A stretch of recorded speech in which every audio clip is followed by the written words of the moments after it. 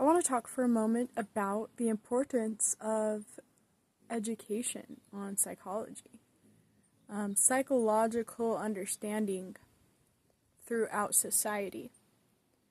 For a long time, we've had kind of a fragmented relationship to ourselves, to the harmful and painful aspects of life, to the darkness, the just the scary aspects of being a person. Like sometimes our feelings, uh, I'll say a lot of pathology. There's been a lot of pathology within systems of leadership, systems of authority, systems of hierarchy. Pathologies run rampant because they grasp for control over others. These domination and submission roles, you can say.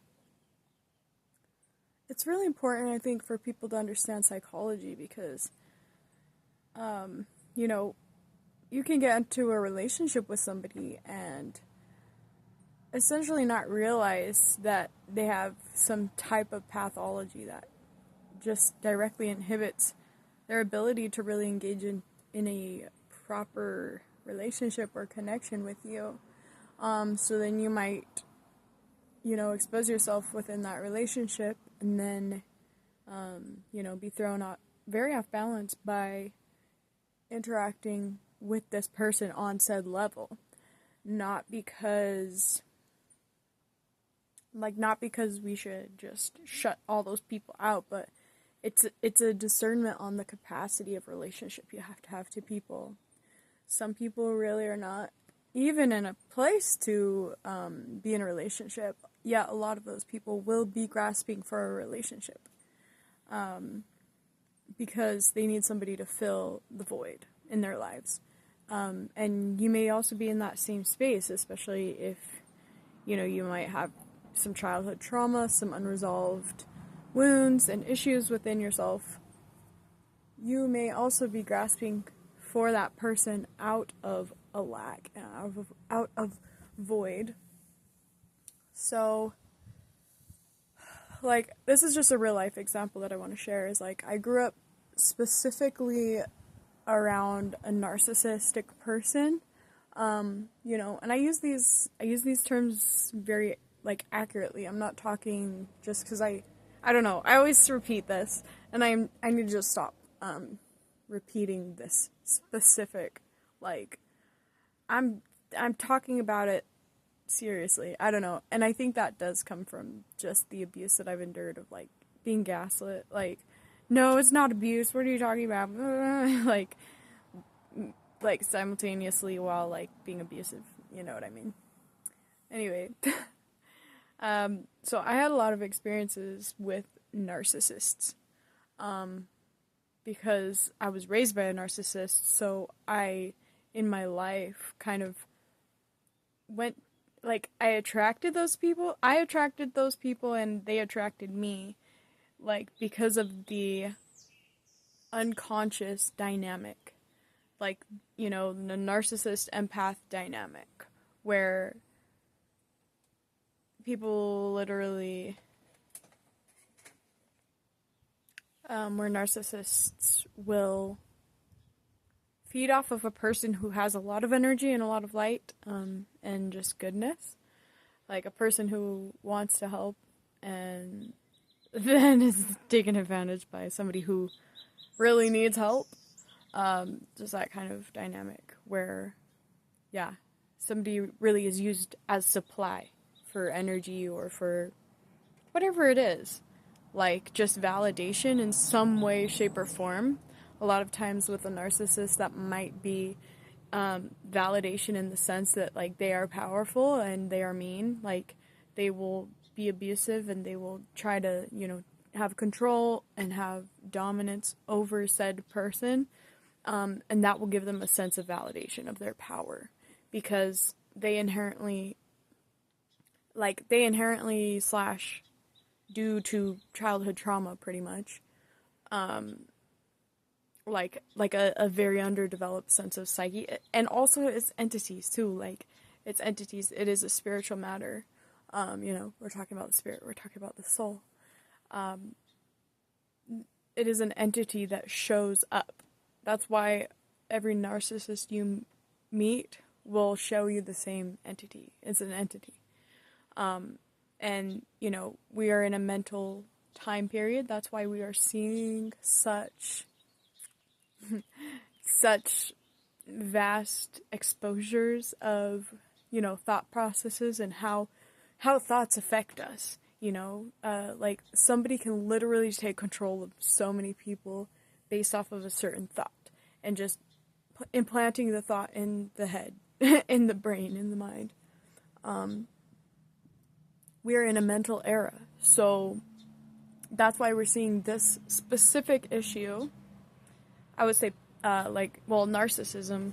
That's just an example, but we're seeing it come to the surface because we are experiencing the mental exposure of it. Like we're experiencing the exposure of the mentalities that go behind it and that come forth in manifestation of it. So, anyway, that being said, I had a lot of exposure to narcissism.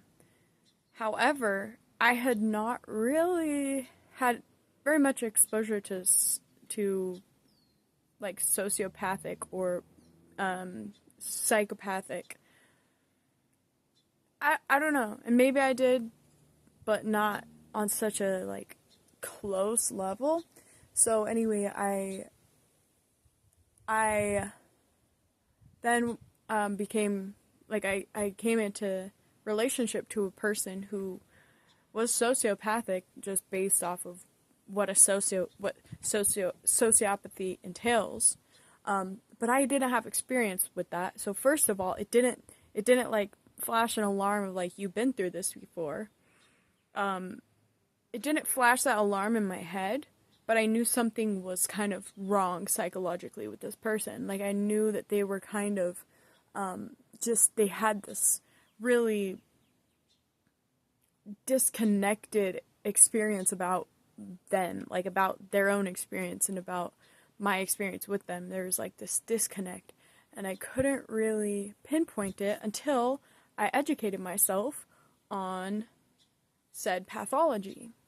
And I have moved through, many phases of my healing from kind of being in relationship, especially to narcissism. Like, that has been the hardest for me, is the narcissism. That has been the most detrimental to me, just as a person. I wouldn't say to my spirit, because my spirit is it's still here. Like, I'm still here and I'm coming back stronger.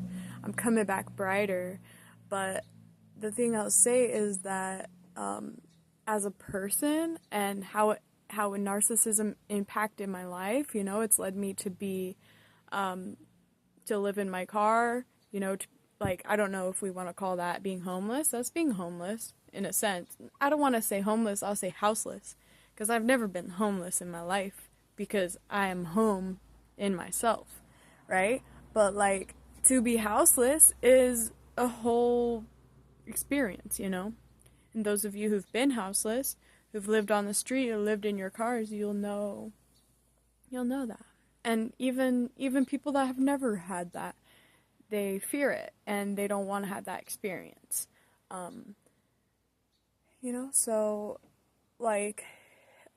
it's led me into cycles of instability physically. It's led me to cycles of mental instability. And all of these things are things that I'm currently healing a lot through and just working through and looking at. But it's taken time. It's taken a lot of time. And for a long time, I was very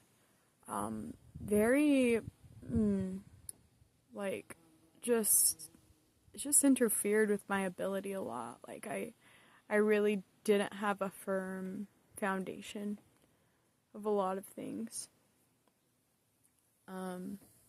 So yeah. Anyway, coming back to the original topic, that the importance of education, I think that education on these topics is really important so that we can understand that these types of pathologies that kind of run a lot of things in the world at this point. I mean, we can see that they're crumbling. We can see that in real time. Even the people that are clinging to it, I think, can see that.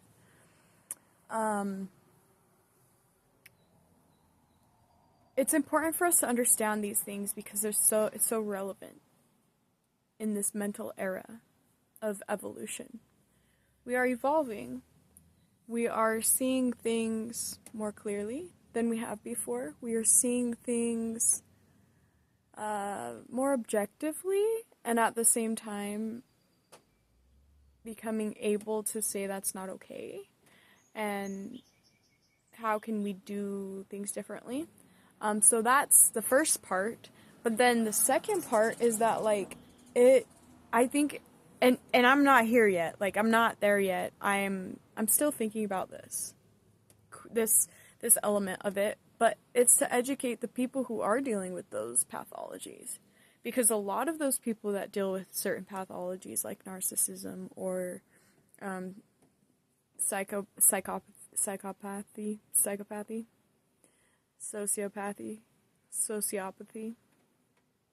A lot of these people are in more extreme states of said pathology. I've been saying that a lot. Said pathology.